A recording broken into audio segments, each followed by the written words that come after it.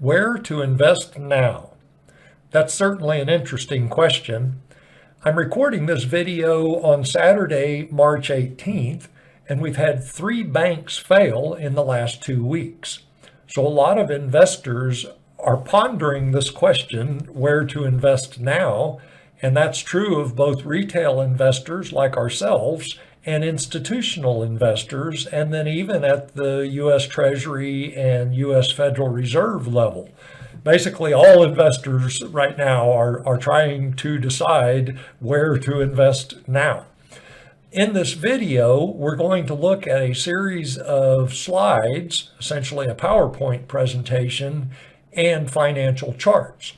I'm a visual thinker, and so, I could sit here and show you my pretty face, but I think there's more value in seeing information printed that you can read and digest, and then also correlate that information with financial charts that demonstrate what's going on in our economy right now. So let's jump right into it.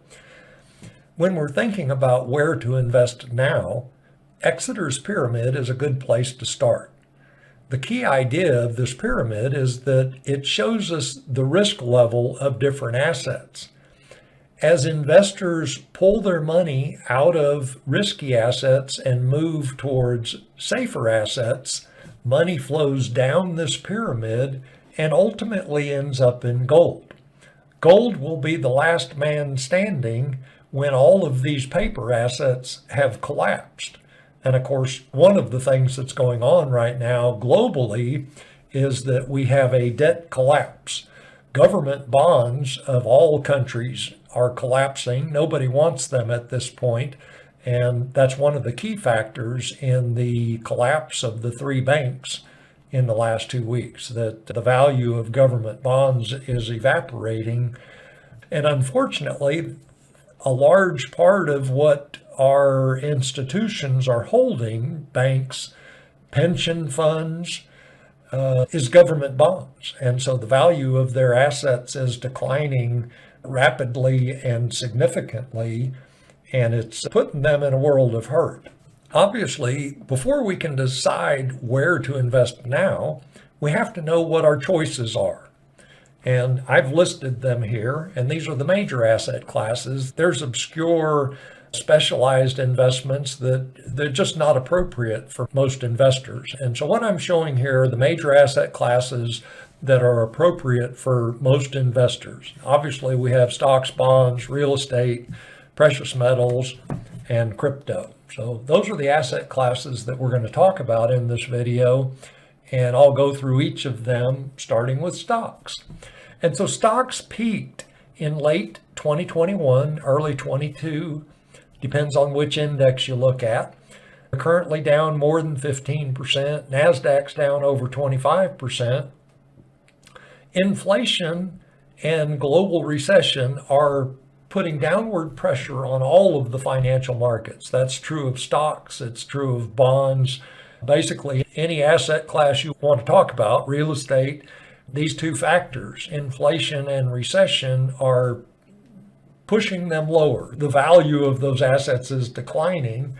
And when we talk about stocks in particular, stocks are historically overvalued by all measures. PE ratio, any number of ways that you can look at the valuation of stocks. Stocks relative to gold, stocks relative to oil.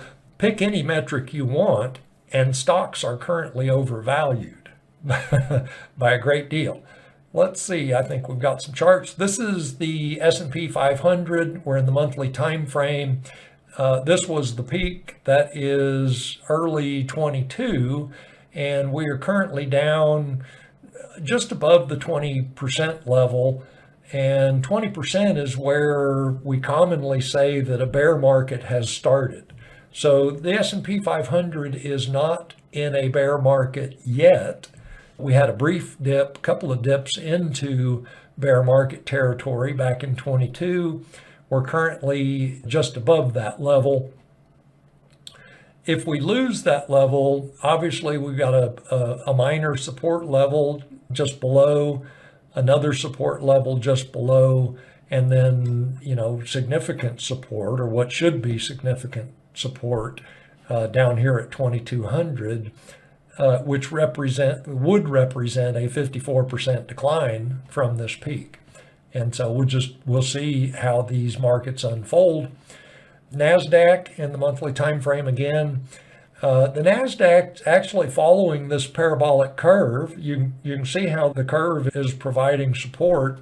Parabolic price movements are unsustainable. That's a truism and typically don't end well.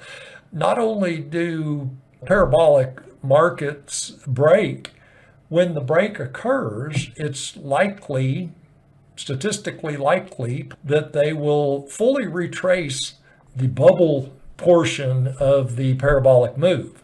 And in the case of NASDAQ, that would take us down to the 54% level perhaps, or even the 75% level. So stocks are poised for significant decline. That would be my main point about stocks right now. If they drop much lower from where they are currently, there's nothing but air below. There's a long way to go before we get to the next support level.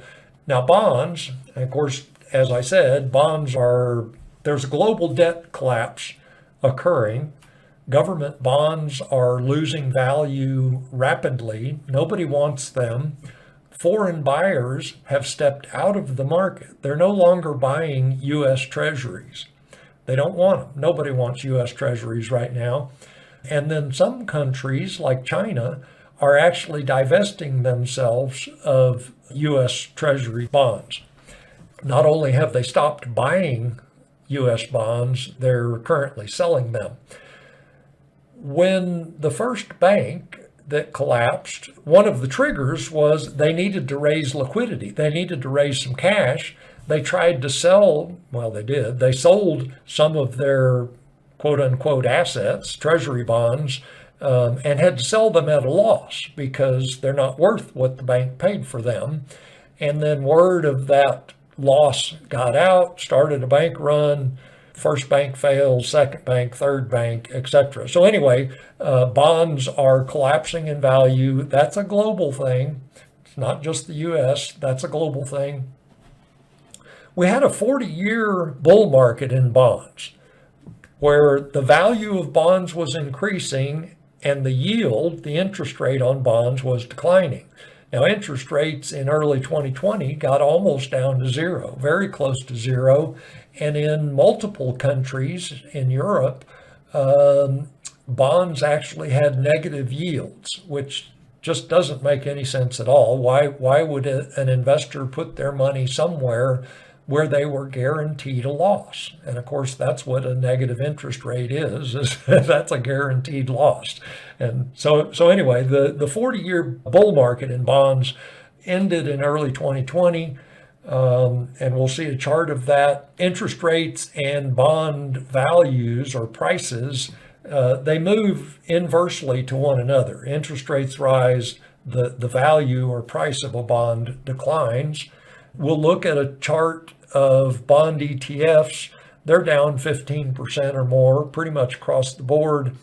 And one of the significant things to make note of related to bonds and stocks as well is that the traditional 60-40 investment portfolio, we'll put 60% of your money into stocks, 40% into bonds, and you'll do just fine. And then of course, as you get older, closer to retirement, the 60-40 changes. You pull money out of stocks, you put more money into bonds. That's the idea anyway. That strategy has failed. Notice that for the last year plus, both of these asset classes are declining in value at the same time. And so the 60-40 investment portfolio, that's out the window. If you sit down with your financial advisor and they tell you they say anything about 60-40, get up and head out the door. They don't know what they're talking about, or they are talking their book. So anyway, 60-40 investment portfolio strategy has failed. This one, every time I look at this, it's a little bit mind-boggling. TIPS, they're supposed to be safe. It's like, where do you put widows and orphans? Well, we'll put them into TIPS. They'll get some income, they'll be protected from inflation, so on and so forth. Well, TIPS lost 12% in 2022. And so, so much for safe investments. So this is the yield on the 10-year Treasury note. And in this pink channel, that's the 40-year bull market. So we're looking at interest rates in this chart. That's why the channel is declining. If we were looking at values, we'd be looking at an upward sloping channel. But this is the 40-year bond bull market. Key things to note here is that in December of 2021, the Chinese real estate developer Evergrande defaulted on $300 billion in bonds, debt. And that debt was throughout the global investor community. It was not isolated in China. European banks were invested in Evergrande, US banks invested in Evergrande. And so that default in December of 21, in my opinion, that was the start of the global debt collapse. Now, in March of 2022, that's when this particular instrument broke out of the 40-year downtrend. That's this point here. If it had been just a little bit of an overthrow and then back into the channel, well, that's what happened up here. Overthrow and then we're back in the channel, etc. Clearly, at this point, this is not an overthrow. This is a change in trend. I'm going to say it one more time. The 40-year bull market in bonds has ended. We are now in an uptrend in interest rates.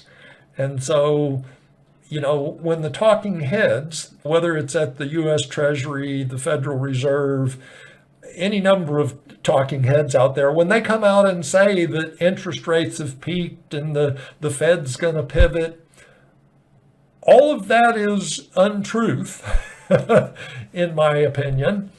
Interest rates are headed higher. They have to head higher at this point.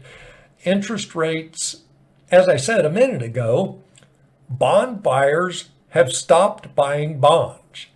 And the only way to attract them back into the market is by raising interest rates. You have to make these debt instruments attractive to large investors, institutional investors, sovereign investors, countries, China, Russia, etc. Well, they're not going to buy our bonds for other reasons, but interest rates will continue rising because they have to in order to attract bond buyers back into the market. Now, the last time we had a sustained uptrend in interest rates started back in January 1963, ran through 1981. That's 18 years, 18-year trend of rising interest rates. Now, I'm not saying that we've got an 18-year trend in front of us, but I am suggesting that interest rates are headed higher for longer than anyone is currently saying.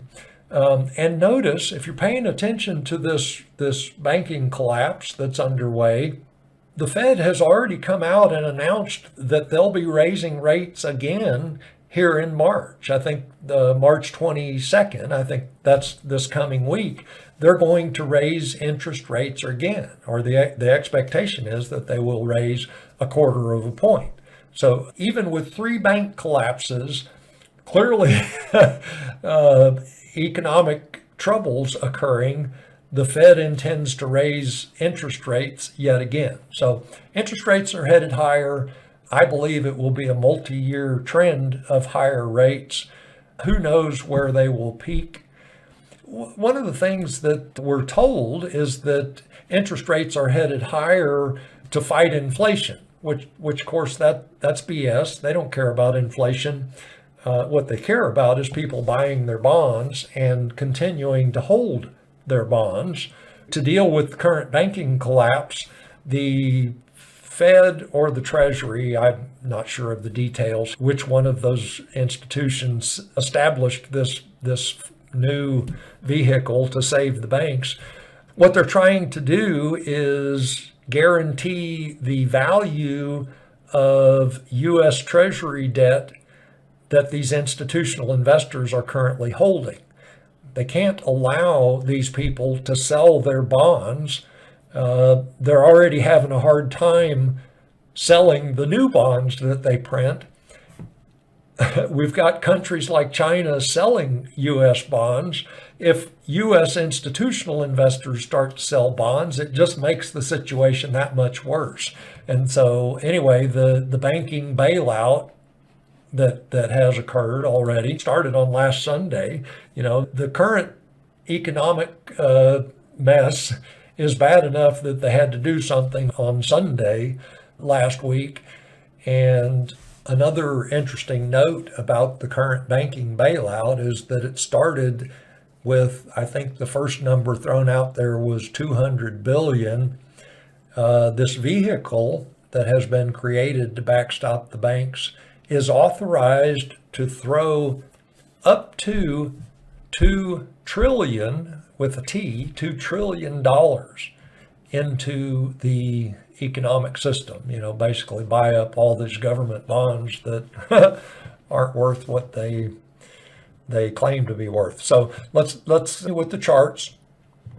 This is an ETF. So if you wanted to get some insight into what's going on in the bond markets, how bad are the losses? Well, this is one of the things we can look at. This bond ETF, it's down 36% from its peak back in early 2020. So institutional investors, these are the kind of losses they're looking at, 36% on that ETF. Here's another ETF, long-term, 20 plus years, down 42% from its peak. And so that gives us an idea of what the banks and importantly, pension funds. Nobody, I haven't seen anybody talking about pension funds, but they are in the same boat with the banks. They've got large holdings of treasury debt. And that treasury debt is not worth what they paid for it. And if they ever have to sell it, which they will, to fund retirees, one of the demographic trends here in the United States, we have 10,000 baby boomers turning 65 every day. I'm going to repeat that. There are 10,000 baby boomers turning 65 every day. As that demographic starts to access their retirement funds, it becomes more and more challenging for these institutional investors to hang on to their assets. They have to do something to raise income to pay these retirees. They've gone from working to not working. Now they need their retirement funds to live on. So at some point, the current banking collapse will spill over into pension funds. Actually, it's already occurred. It's just not being talked about. So let's move on now to residential real estate. Of course, they're rolling over right now. There are three primary factors that are affecting residential real estate. Rising interest rates, obviously, the first one. Inflation, the second. And then recession is the third. So interest rates, if we look at 30-year fixed rate mortgages, and me personally, this is just my opinion, I would never buy real estate on anything but a 30-year fixed. I see people buying real estate on adjustable rate mortgages. And I'm just like, oh my God, what are you thinking? But anyway, that's just me. So interest rates nearly doubled since January of 22. That's basically in a year, interest rates doubled. Currently pushing 7% if you wanted to get a 30-year fixed right now. And then this is a key idea, and this is true, doesn't matter which financial market you want to talk about or asset class. Prices are set at the margin. And in the case of residential real estate, that means the entry-level buyer. And again, that buyer is dealing with inflation, rising interest rates, and a recession, which at the lowest level, that means a job loss. And so, high tech sector is laying off workers. Other sectors of the economy are laying off workers. As the global recession gathers steam and intensifies, there will be more job losses. And so that threat, the idea of losing your job, kind of puts a damper on the idea of buying a house. A house is a significant asset, a significant liability to take on if you're not rock solid sure of your job. So all of these factors are affecting the value of residential real estate. One of the things that occurs in real estate markets is that as the buyers at the margin become more reluctant to buy, unable to buy, they sit out.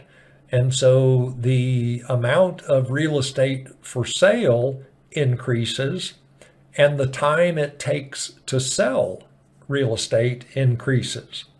And those factors are visible. There's no way you can hide those two factors.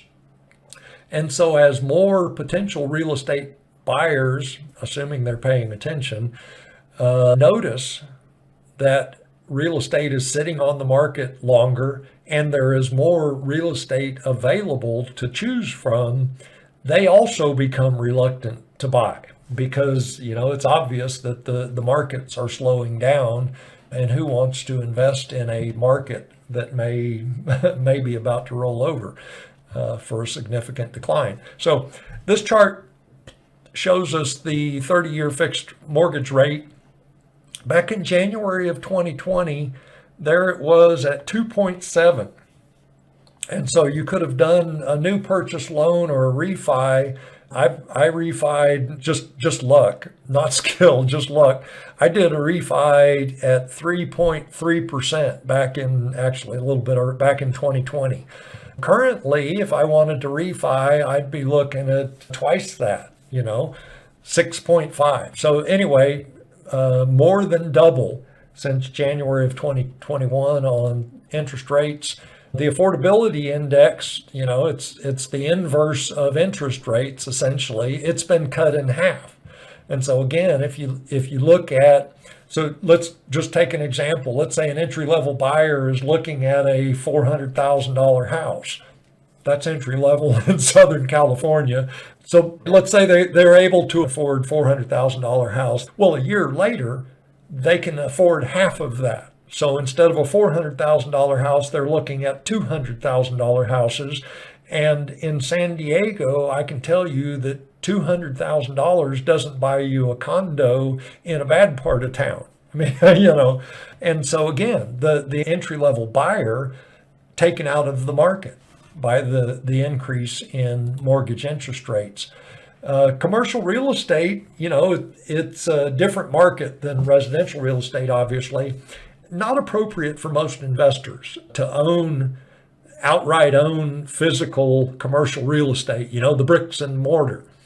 But REITs give the retail investor access to the commercial real estate market.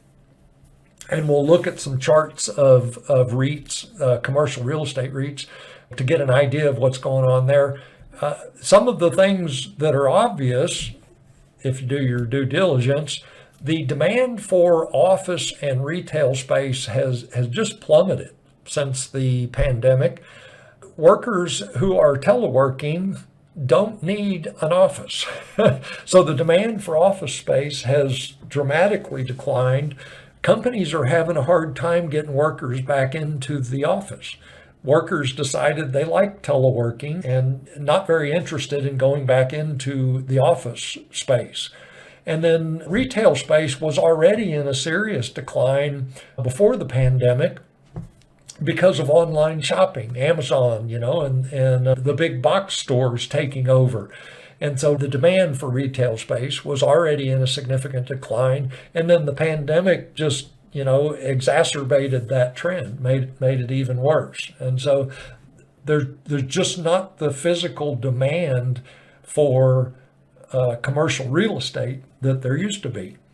Another point that we can look at when we're talking about commercial real estate, in 2020, there were 200,000 businesses that permanently closed their doors.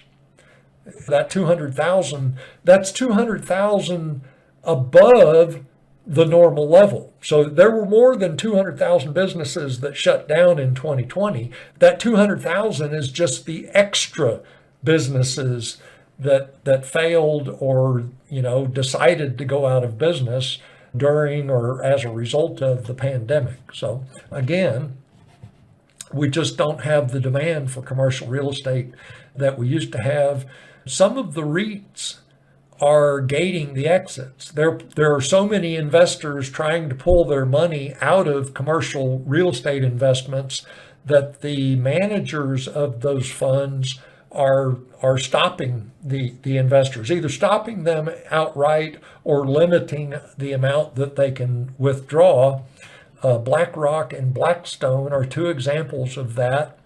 And then both of them have gated the exits. And then Blackstone defaulted on a large bond that's $562 million this month, March of 2023. So the commercial real estate market is not doing well. When we're thinking about where to invest now, commercial real estate is not, that ain't the place. So here's a real estate ETF, 87% commercial. So predominantly a commercial real estate ETF. It's down 29% from, that's December of 21. So, 29% loss from that peak. So that's an insight into how commercial real estate is performing. And so precious metals obviously is another asset class to consider when we're thinking about where to invest now. We want to look at precious metals. So in 2022, gold rose 2.5%, $45 an ounce. And for most investors, it's like, yeah, okay, who cares? 2.5%. So that's, nobody gets excited about 2.5%. You wouldn't even bring that up at a cocktail party, except for the fact that in the same year, in 2022, stocks lost 20%, tips lost 12%, REITs lost 26%. Gold outperformed everything except energy, and I'm sure some of the crypto tokens and coins, not crypto as a whole, but individual cryptos, if you were in the right one. Gold outperformed everything in 2022. So that 2.5% is significant relative to everything else. Obviously, zero counterparty risk with physical gold and silver that you hold in your hot little hands or have ready access to. You've buried it in the garden, you poured it into the foundation of your shed. You choose to store your precious metals where you have ready access to it. Zero counterparty risk. There's no bank failure, bond collapse. None of that can affect your physical gold that you hold in your hot little hands. It will always be gold. 1,000 years from now, it'll still be gold, and it'll still look exactly the same because stuff doesn't rust. Silver tarnishes. So, you bury your silver for 1,000 years and you come back to it, and it's going to have kind of a bluish tint to it, which is kind of an interesting look, but it's not rust. The BRICS nations currently creating a new reserve currency. What they're saying about this reserve currency publicly is that it will be a basket of the currencies of each of the BRICS nation. Each of those currencies will go into the basket, and the new reserve currency will be basically that collection of currencies. And that's all well and good, but to do that, you've got to come up with a weighting scheme. Obviously all the countries are different sizes, they've got different economic factors, etc. And so you have to come up with a strategy for weighting each currency relative to the other one. All of that stuff gets complicated. As an alternative, you back your new reserve currency with gold. That's easy. Everybody knows what gold's worth. It's got a globally agreed upon value. Now your backing for your currency is simple. You've backed it with gold. Everybody understands gold. We have a history of gold-backed currencies, and they worked. The biggest economic boom in the United States occurred, it was in the 1800s when we were on the gold standard, So currency backed by gold is a good thing. Ideally, it's an exchangeable currency, not only backed by gold, but exchangeable for gold, meaning I can take my folding money into any bank and say, hey, I'd like to change this paper currency into physical gold. And the teller says, hey, no problem, and whip out the gold and hand it to you. And so this factor, the BRICS nations and their new reserve currency, that is a significant change in the state of the precious metals markets. My expectation is that when they officially come out and announce a gold-backed currency, they're not going to do it at the current global price of gold. They're going to bump that price up to, will it be $3,000 an ounce? Will it be $5,000 an ounce? $10,000 an ounce? I mean, we just don't know. We'll find out, I believe. Timing on this, certainly within the next 2 to 3 years, and it could actually happen this year. Would not surprise me in the least if we woke up Monday morning and saw that the BRICS nations have announced their new gold-backed reserve currency. We'll have to see how that unfolds, but would not surprise me in the least for that to happen very quickly, given the geopolitical situation in the world right now. Gold is a tier 1 asset. Now what that means, when you're looking at the banking system, they don't get to claim 100% value for all of their assets, except for tier 1 assets. Now currently the only tier 1 assets are U.S. Treasury debt and now gold. Prior to this year, gold was not a tier 1 asset.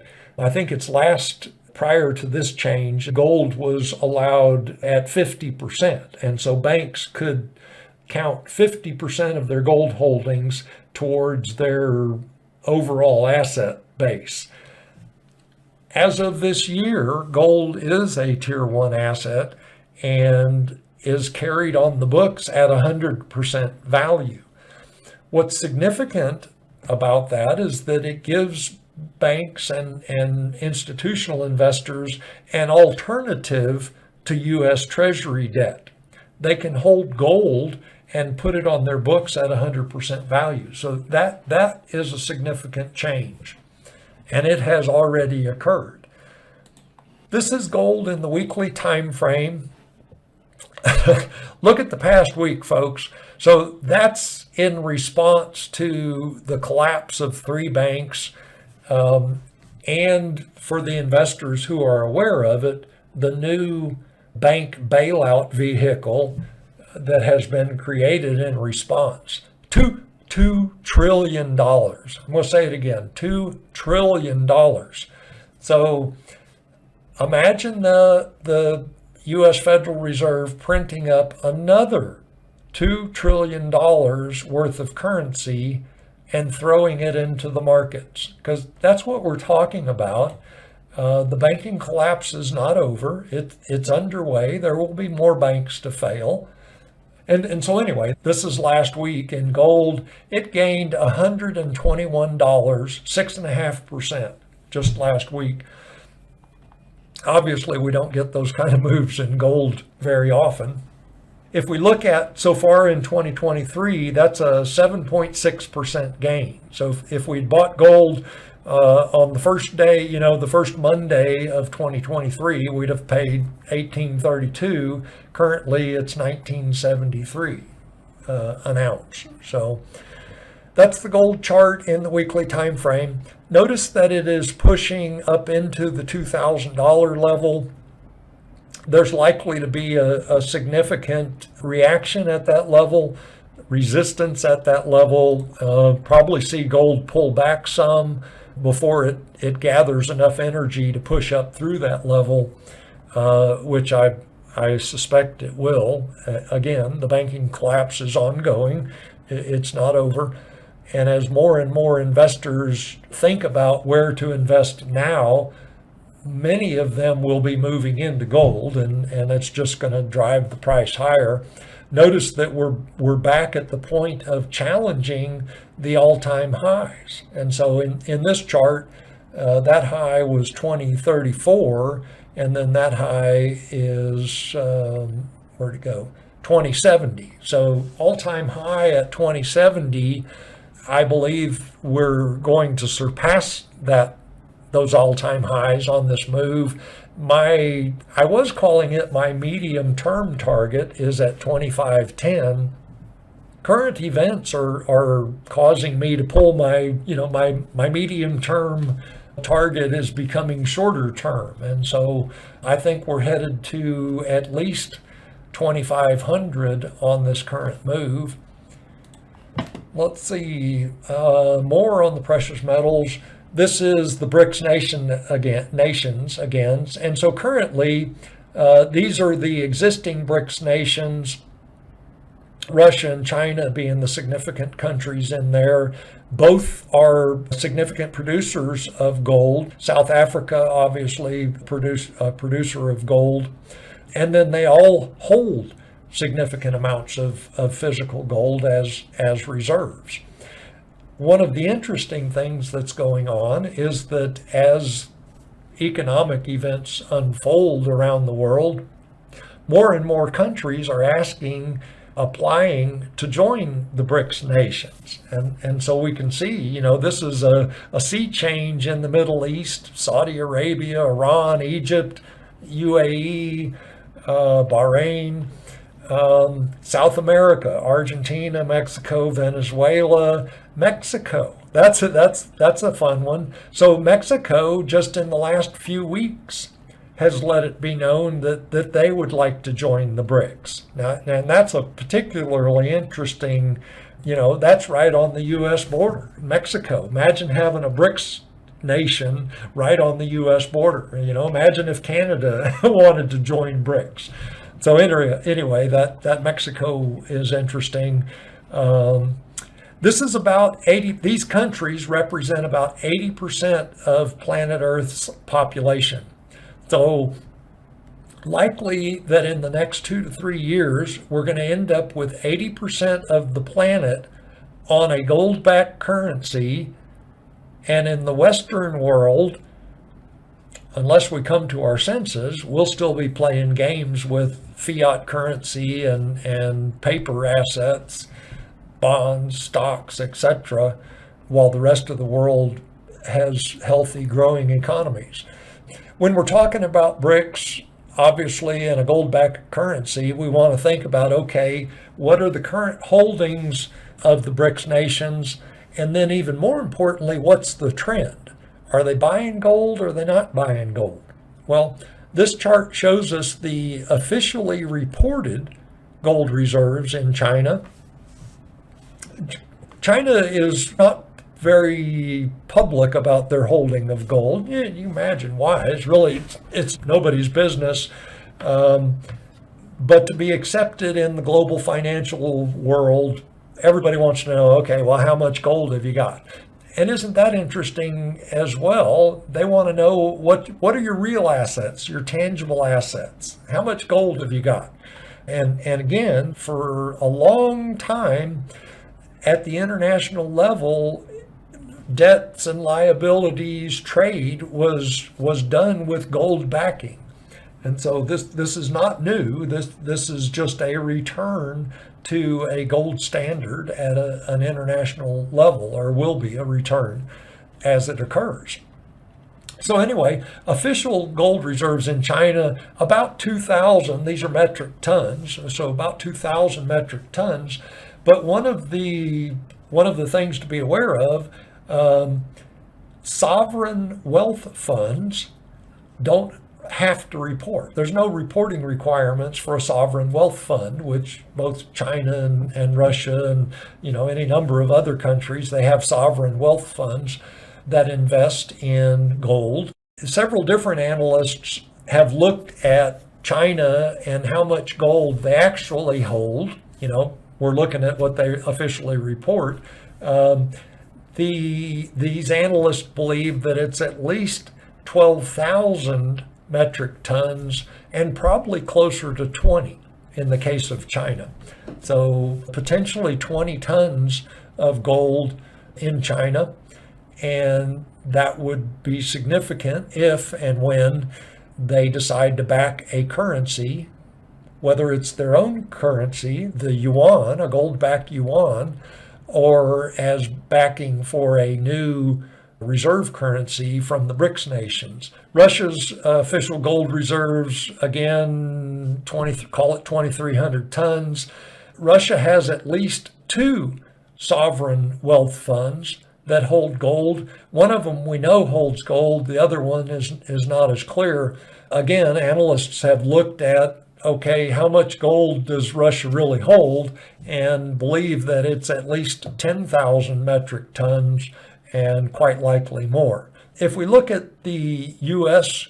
official gold reserves, in contrast to China and Russia that we just looked at, it's basically 8,100 tons, and it's been that way for a long time, long time, with no change.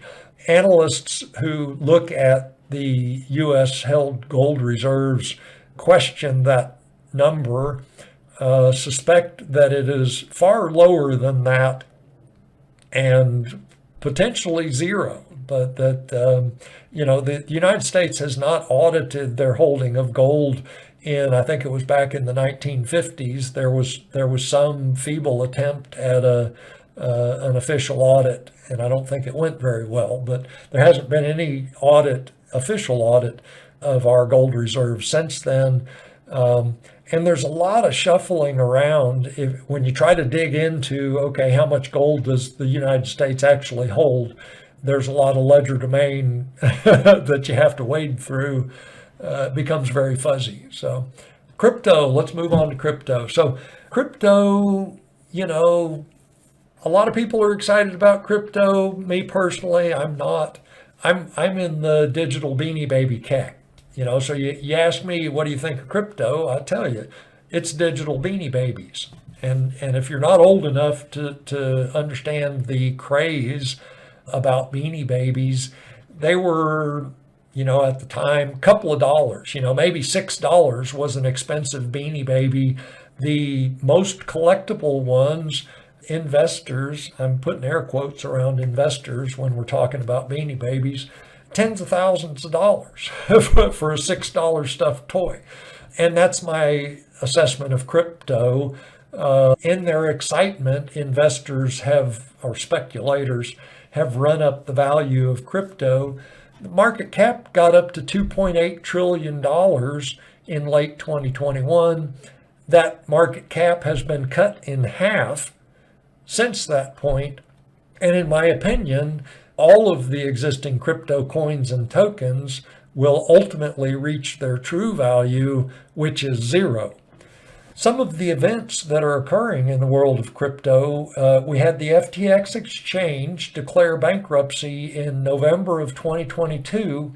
One of the things you have to do when you file bankruptcy, whether you're an individual or a company, you have to list all of the individuals and or companies who might be affected by your bankruptcy. And when FTX filled out that paperwork, there were at least 143 companies listed on their bankruptcy, 143 companies that potentially affected by the FTX bankruptcy and collapse. Silvergate, this was the first of the 3 banks to collapse in the last 2 weeks. They chose to be the banker to the crypto companies like FTX. There was a vacuum that Silvergate stepped into. None of the banks wanted to be involved with crypto. Perhaps they understand that they're digital beanie babies, but Silvergate stepped into that vacuum, became the banker to crypto companies, and of course they're now collapsed. One of the trends that is occurring, we've got several countries who are saying that they're going to roll out the CBDCs, that's central bank digital currencies, in 2023. Now, the first country has already tried that. It's one of the African countries. What they're doing within that country, the bank is restricting, intentionally contracting the supply of physical currency. There's not enough physical currency for individuals, and the bank's doing that, trying to force people into CBDCs. People are smart enough, they know that CBDCs are a bad deal. Do not go there. If you remember Lost in Space, I visualized the robot, "Danger, Will Robinson," and he's waving his robot arms around, "Danger, Will Robinson." That's what the robot would be saying about CBDCs. "Danger, Will Robinson. Do not go there." And fortunately, I believe that most people, are smart enough to realize that. But the governments and the financial institutions like the U.S. Treasury and the Federal Reserve, they're going to try to force us into CBDCs. One of the ways they are doing that is they're calling for more regulation of the existing crypto market. In my opinion, they will drive all of the existing crypto coins and tokens out of business, or force more of them to declare bankruptcy. Their valuations will collapse. They'll affect more crypto. Anyway, I suspect that all of the existing crypto is going to become worth zero as the U.S. government and other governments try to roll out their CBDCs. And stay out of CBDCs, folks. Just don't do it. Here's Bitcoin in the monthly time frame. This chart gives us an idea of the collapse in the crypto space. So Bitcoin is currently down, is that 60% from the peak? Somewhere in there. That would be 77%. We almost got to that point. That was back in December of 2022. Now, the most interesting thing about this chart to me is that the first Bitcoin ETF launched at the very peak of this market. I'm sure that most of you have heard of pump and dump schemes. When I look at this chart, that's what I think. This was a pump and dump scheme. They pumped up the value of crypto, Bitcoin, and they launched an ETF at the very peak of their pump and dump scheme. And now any investor who invested in those ETFs, there's more than one, they're down 50%, 60%. Just not a pretty picture. If we look at the total market cap of crypto, it peaked at 2.8 trillion back in late 21, currently at 1.4 trillion, 50% loss, and again, ultimate value is zero, in my opinion. Let's see. So let's talk about the best place to invest money right now. So we've already looked at REITs and crypto. Obviously, not only are they declining in value, they're preventing people from leaving. So you've got your money in REITs and crypto. Oh, I didn't mention several of the crypto exchanges. I think Binance is one of them. The largest, Binance, I think, is number 2 in market cap in the crypto space right now. They've gated the exits for foreign investors. Haven't done it for U.S. investors yet, but I believe foreign investors are unable to pull their money out of Binance. And so anyway, those two asset classes, not only are they declining in value, they are locking investors into their losses. Now, when I'm thinking about where to invest now, an asset where I might get locked in while it's declining, that's not my idea of a good investment. So residential real estate, same thing. The individual, you and I, any homeowner, they're essentially locked in because values have dropped and buyers have stepped out of the market. So they're essentially stuck with their real estate investment because they can't sell, or unless they're willing to sell at a loss. Anybody who has purchased residential real estate in the last 2 years certainly is most likely going to sell at a loss at this point because of the change in interest rates and a lack of buyers. So the asset classes that we're left with now to consider are stocks, bonds, and precious metals. But we've already seen, stocks are in a downtrend, bonds are in a downtrend.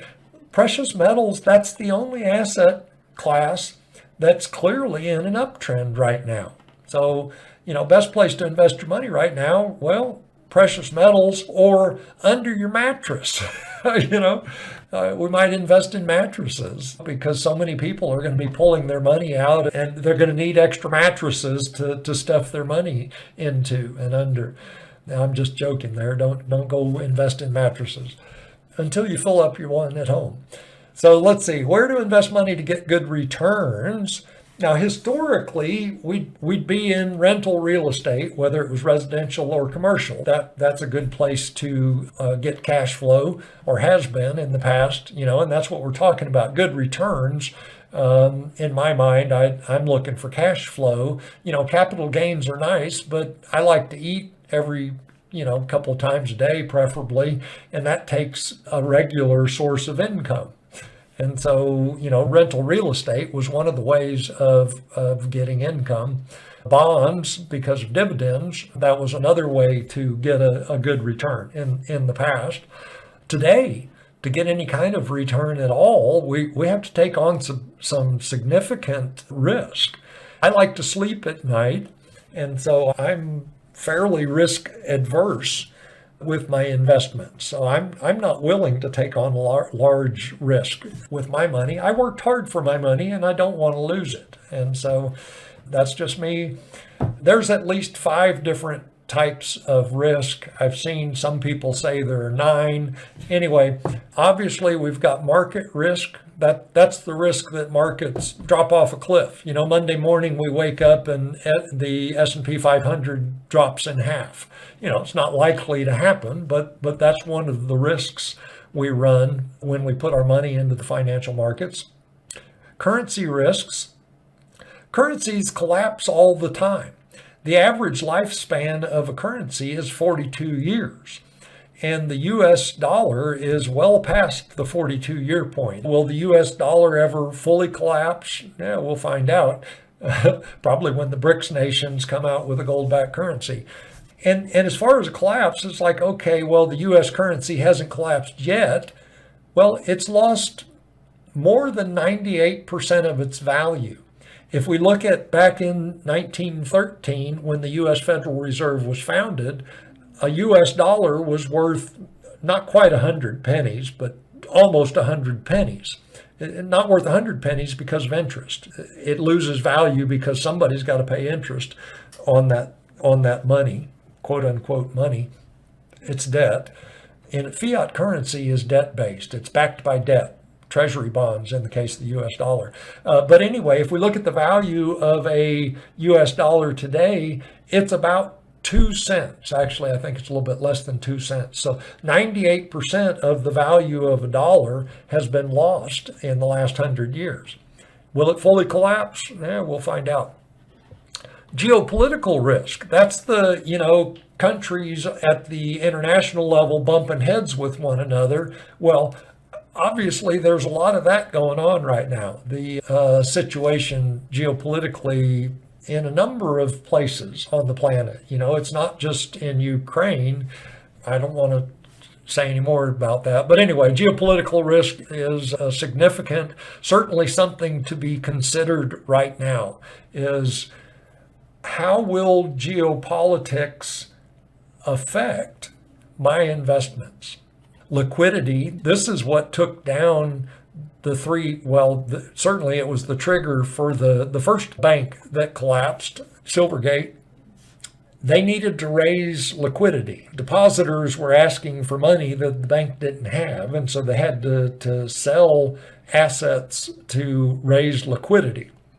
And so there is a risk that the banking system runs out of liquidity, and that would affect our investments. So that's a form of risk we need to consider. Legal risk that always exists. We can't get away from these forms of risk, but we can do our best to minimize our exposure to these risks.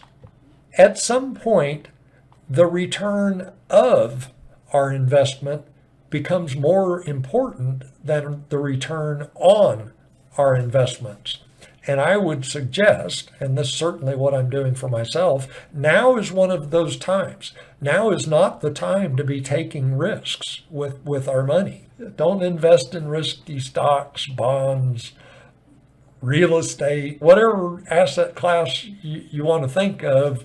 Now's not the time to be chasing returns. In my opinion, better off to put our money into safe haven asset classes and just watch events unfold until it becomes obvious where better investments lie. And right now, the only asset class that I can recommend is physical precious metals. So guaranteed 10% return on investment. When investors are thinking about where to invest now, these are the kind of questions they ask. Well, where can I get a 10% return on my investment?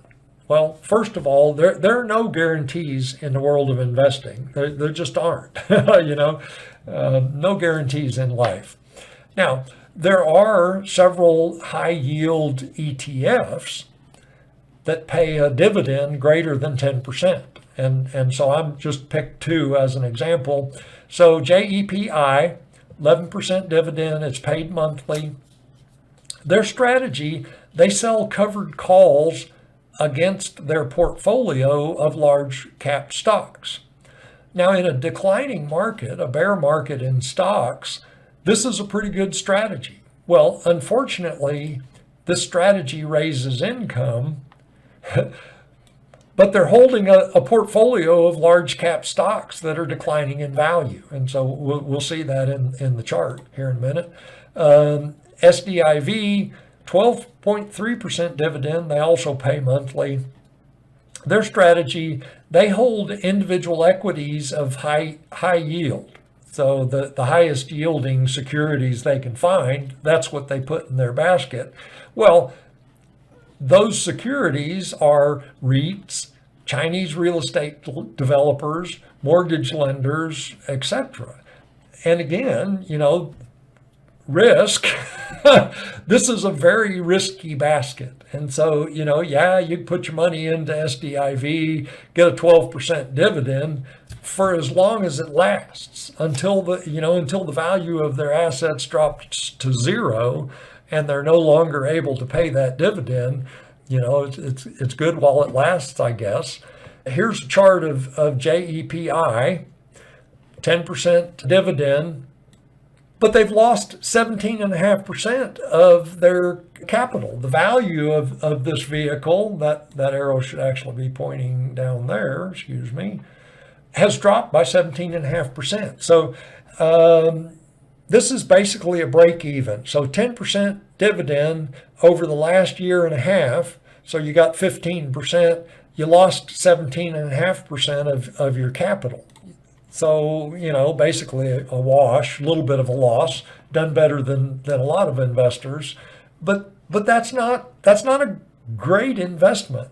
If you absolutely had to have a stream of income and you had a bunch of money, didn't know where to put it, maybe something like this is a possibility.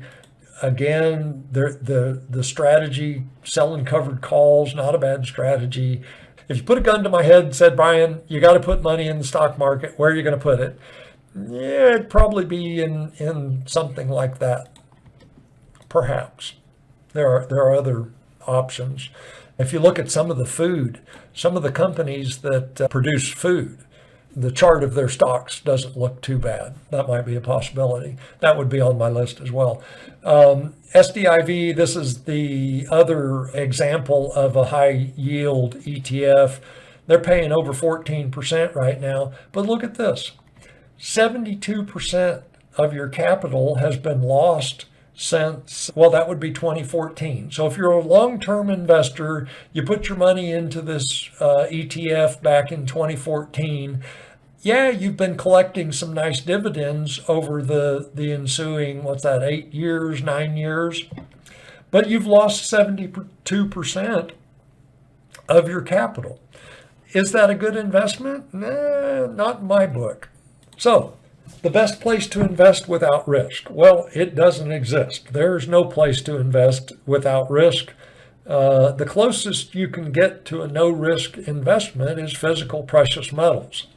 And of course, you still have a risk with physical precious metals because some yahoo can steal them from you, potentially. They've got to get past Mr. Remington first. But there are no investments that don't have some type of risk at some level. One of the things that's happening right now is that investors are pulling their money out of risky asset classes, and they're moving into 2-year Treasury notes. Because U.S. Treasuries, they are declining in value, but at the end of the day, the Federal Reserve and the U.S. Treasury, they're going to do everything they can to back the value of Treasury debt. And so right now you can take your money and put it into 2-year notes and get 3.8% return on your money.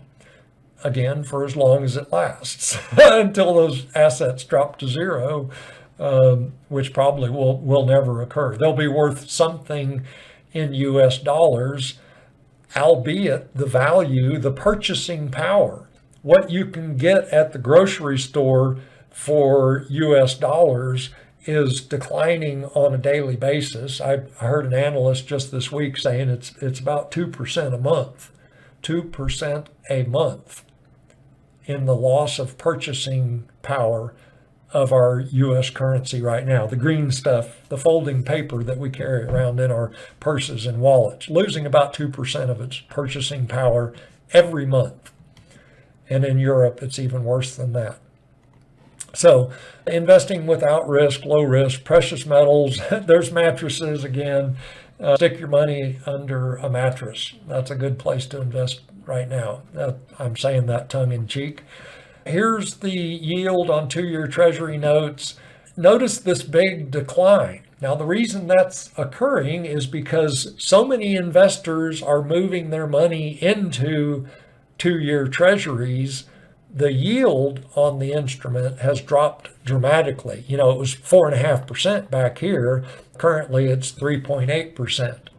So best long-term investments, in my opinion, it's a working farm, not raw land that you got to build on, develop a farm, dig a well, etc., run power lines. That's not the way to go right now, in my opinion. I'm talking about a working farm, a homestead, someplace where you can grow food, have some level of sustainability on your own, independent of the economy. So regardless of what happens in the economy, you at least got a shot at continuing to exist. Residential rental real estate. There are markets. There are places in the United States where you can buy rental real estate and it will cash flow if you're willing to be a landlord. I've been a landlord. I didn't enjoy it. But, rental real estate, traditionally here in America, that's how the little guy has become rich. You buy one house, you get ready to buy, you get to a point where you can afford the move up, the bigger house, the nicer neighborhood, whatever it is. Well, you keep the first house, turn it into a rental, and you go live in the new house. Traditionally, that's how you got rich, and one of the ways you got rich in America. You can still do that in places, and it's small town America, and you have to be careful. With a global recession, we don't know how it will unfold. So, we may be able to get cash flow from rental real estate today, 6 months from now, if all our tenants lose their jobs, the picture can change dramatically. So be careful buying rental real estate right now. Precious metals, obviously, good long-term investment. And then self-sufficiency. Anything you can do to increase your ability to survive on your own. So farming, growing food, learning how to grow food. If you think that hey, tomorrow I'm going to go start a garden and I'll dig a hole and plant some seeds, and then a couple of months later I'll be eating food. Well, disabuse yourself of that idea. Farming is not easy. I've got a sunroom, and so when the weather warms up, where I'm at right now, it's still cold. I'm going to get some of those grow towers, hydroponic grow towers. And so I'm going to experiment with growing my own salad greens at my house so that I'm not dependent on the grocery store for my salads. I like salad. And then survival skills, whether that's gun training, learning how to farm, survival skills, beekeeping, raising bees. You could consider that a survival skill. What to invest in right now. It's funny, in the last week with the collapse of these three banks, even though, people that know me, they know my focus is on precious metals, they're asking me where to invest now. And none of them have mentioned precious metals. I've gotten some crypto questions, but anyway, it's interesting to me that given everything that's going on, people would still be interested in investing in crypto. And so anyway, but that is one of the questions that investors are asking currently. As I said earlier, there's always two sides to any investment. We got cheerleaders, we got naysayers. The cheerleaders say that crypto is the future. The central banks certainly want crypto to be the future, but it's not the existing crypto coins and tokens. That's important to understand. The future of crypto, from the central banker perspective, is their CBDCs. Not Bitcoin, not Binance, not Tether, none of those. It's CBDCs. Naysayers, that's my crew, yay crew. We think that crypto are digital beanie babies and intrinsic value is zero. But, you debate for weeks on either side of that issue, if you want to consider it an issue. In my opinion, the governments, and it's not just the U.S. government, they're not going to allow competition for their CBDCs, which means they are going to, and again, this is just me stating my opinion, they are going to regulate the existing crypto out of existence or into irrelevance. That, basically they'll become irrelevant. They might still trade, and there'll be some fanatics that will hold on for a while. But I believe that ultimately all of the existing crypto coins and tokens will go away one way or another. Now, the FTX collapse and bankruptcy shows us one of the ways that might occur. If we get additional collapses of crypto, that's going to exacerbate the trend away from crypto. People question Tether. It is believed that there is a significant amount of fraud in the Tether token. I believe it's a token, not a coin. I don't know. I don't care enough about crypto to understand all the details. But Tether is believed to be highly fraudulent. And if that fraud comes to light, not only will it take out Tether, it will take out all of the crypto that is tied to Tether. And there's a lot of that. Where to invest in stocks? If we absolutely have to put money in stocks, where do we do so? I would suggest that mining stocks, the miners of precious metals, and base metals as well. Copper's hot right now. Copper miners, it might be a place to look. And of course, this is for the potential capital gains, not going to get an income stream from mining stocks, although some of the major mining stocks do pay dividends, Barrick, Newmont, etc. You can get, I think, over 3%. Precious metals ETFs and trusts. This is like SLV is a silver ETF. GLD is the gold ETF. I don't recommend either of those. There are a lot of questions about whether those vehicles actually hold the physical metals they claim to hold. If you dig into their multi-page, page after page after page disclosure documents, what you will find is that they allow the physical gold to be held by sub-custodians. They don't require audits of the gold, of the physical assets that these sub-custodians supposedly hold. They don't require proper chain of custody accounting. I mean, there's just a lot of questions about GLD and SLV. Stay away from them, in my opinion. If you want to invest stock money in precious metals, I recommend the Sprott physical trusts. Fizz is one of them, PHYS, I believe it is. The Sprott metal trusts. It's believed that they actually hold the physical metal that they claim to hold. They do perform audits. If you look at their disclosure documents, it's a few pages as opposed to tens of pages. So it's much simpler, and if you're doing honest business, you don't need 50 pages of caveat this and legalese that, and, page after page of legal verbiage with the intention of protecting yourself in court because you're running a shady business. That's not the case with the Sprott documents, and I've looked at both, so I know what I'm talking about. JEPI for cash flow, but again, it's in a downtrend. It's losing value.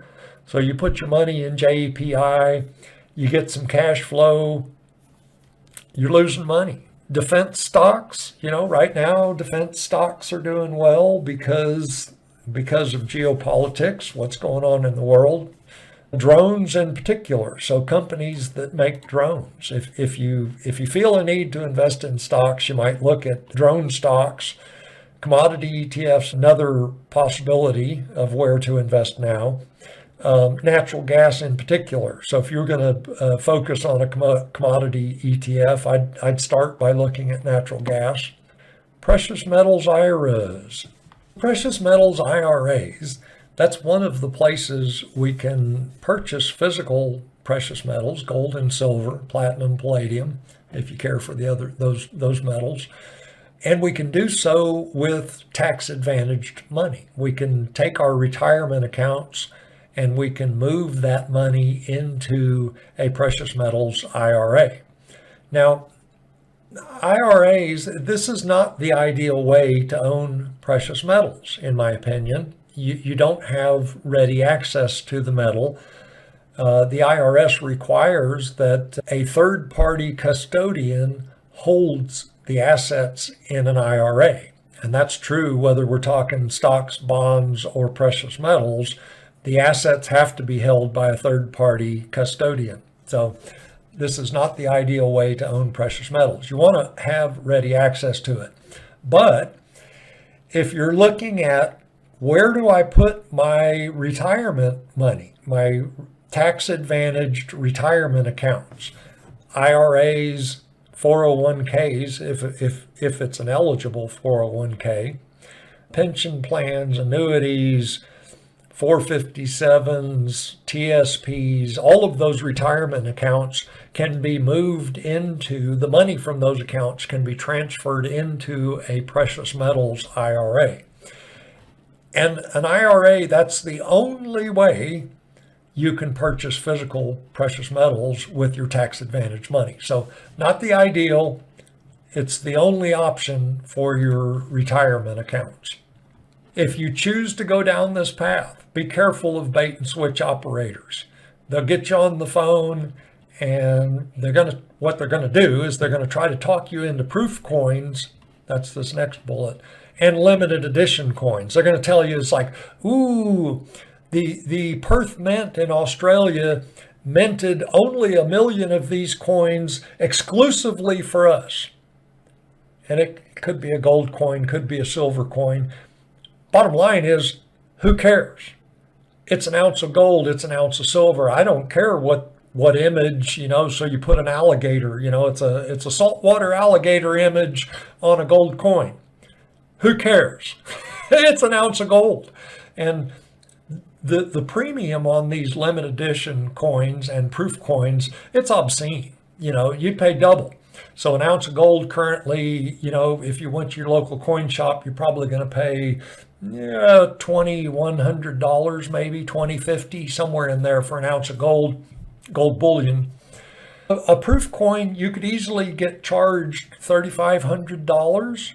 Limited edition coin, same, well, I'm not going to charge you that, but 50% premium for this quote unquote limited edition coin. If you pay that premium for a limited edition coin and then take it down to your local coin shop to sell, what he's going to tell you is, yeah, that's an ounce of gold. I'm going to give you $2,050 for it. He doesn't care that you paid $3,500 for a proof coin. It's an ounce of gold. Well, with proofs, he'll put it in his display case and hope that some other sucker comes along to buy a proof coin. But to him, it's just an ounce of gold. So anyway, don't fall for bait and switch operators. Just don't. Don't buy proof coins. Don't buy limited edition coins. The only thing you want to put in a precious metals IRA is bullion. Whether it's bars or coins, that's what you want, is bullion. Of the existing Gold IRA companies, and there are a bunch of them, and I've investigated quite a few, not all of them, certainly. My first choice is Augusta Precious Metals. Augusta Precious Metals has a $50,000 minimum investment, and that's more than some investors have to invest or are willing to invest in something that is new to them, like the precious metals. If you have $50,000 or more to invest, I'd go with Augusta Precious Metals. Under that amount, I'd go with Goldco. Their minimum is $25,000. And so those are the two companies that I can recommend and still sleep well at night. The other companies, not so much. So if you look in the description of this video, you'll find a link to Augusta Precious Metals.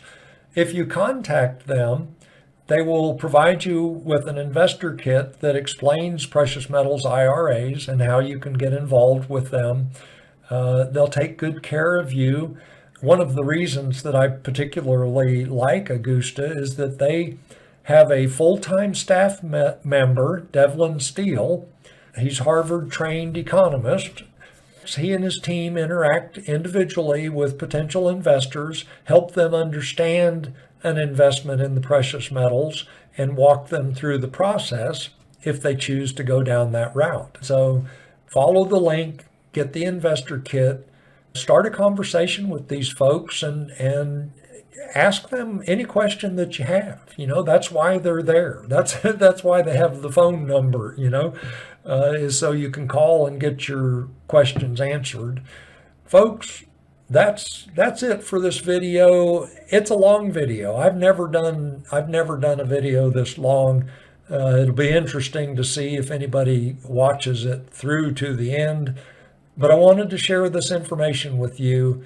It's interesting times. 3 banks have collapsed. That won't be the last of the banks to collapse.